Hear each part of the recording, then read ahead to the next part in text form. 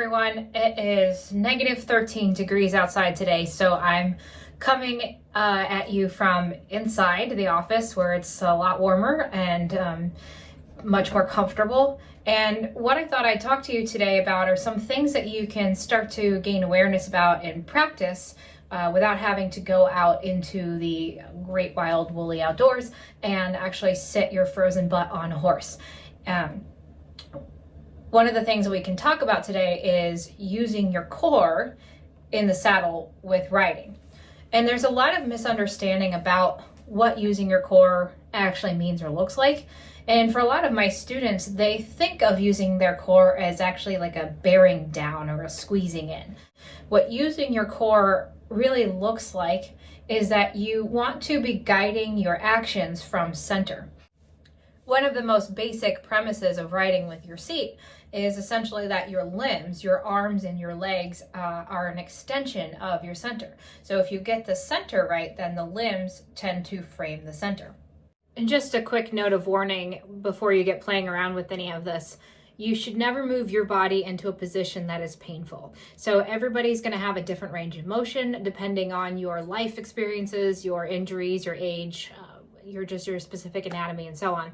So while you're playing around with this, you want to find your center, your normal, and know that that's going to change over time and it's going to change moment to moment. And if you're worried about anything, definitely consult the help of an expert physiotherapist or doctor. Make sure that you're not moving your body into a position that feels straight but is internally incongruent. So when you're in center, you might feel a little bit more activated muscularly, maybe a little bit tired, but it should not hurt.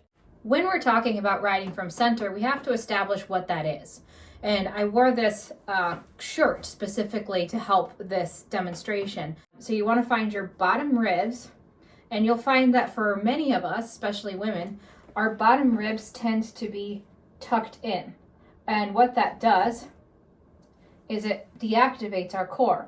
You want, if you're riding from center, all of these lines, all of these buttons to basically be flush, right? So the front of you, the back of you, the right side and the left side of you are equal. So you're stacked above your shoulders, above your hips, okay? So I think it's pretty understandable that if you're like this and you're sticking your hips backward, you've deactivated your core muscles, right? So if you bring your pelvis underneath your shoulders and the back of you, the front of you, the right side and the left side are equal, then that means our core muscles can work the way they're supposed to stabilize your spine, to stabilize your pelvis. So you're riding from center, and that makes your limbs equal. It makes your shoulders equal, and it puts your head in the center, which is extremely important for riding. Maybe your instructor has said something to you about having your head on crooked when you're turning, and that's because we're allowing our limbs to do the work that our core should be doing instead. So if you have your core centered, you have all these buttons lined up, and our belly is nice and straight and flush with our back. So they're parallel lines. That's what we're basically looking for. And that's what's going to give us the neutral pelvis. A neutral pelvis basically looks like this. Not this, and not that, and not anything wonky in the middle. They're basically lined up, right? So right side, left side, front and back all lined up. And what I often tell my students is if they were wearing a shirt like mine with the coat buttons, is get all of the coat buttons lined up. So what a lot of women especially will find is they'll drop the top coat buttons and they will crunch in these coat buttons, and that will cause your seat bones to tip backward, making your seat ineffective. And that makes you have to override your arms and your legs. So if you line up the buttons, that will allow your hips to be level and allow you to ride from your seat. So if you imagine this saddle, this chair, as your horse, and the withers of the horse would be here, ears would be here, obviously, I'm sitting forward, this can really help us get a sense of where center is.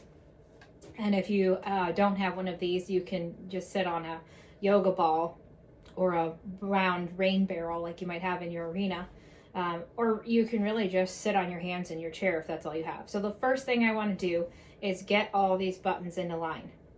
Okay, so using a mirror or like I have my camera front facing so I can see in real time every movement that I make. A mirror or your camera front facing will be really helpful.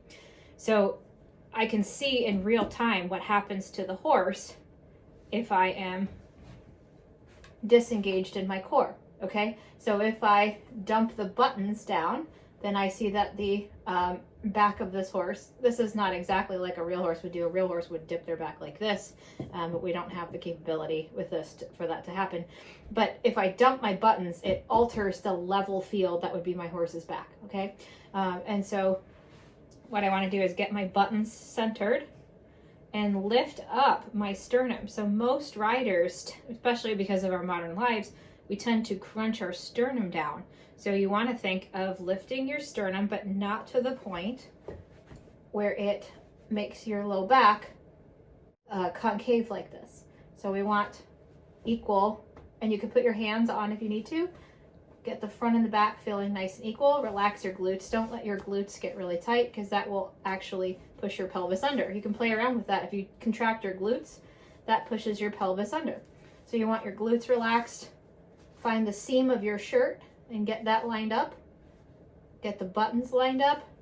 And you can feel just by sitting in this position, your core muscles are going to engage to stabilize you. So I don't actually have to contract them, which causes me to round. All I have to do is position myself, and then if the horse was moving underneath me, then my core would be working to stabilize my body.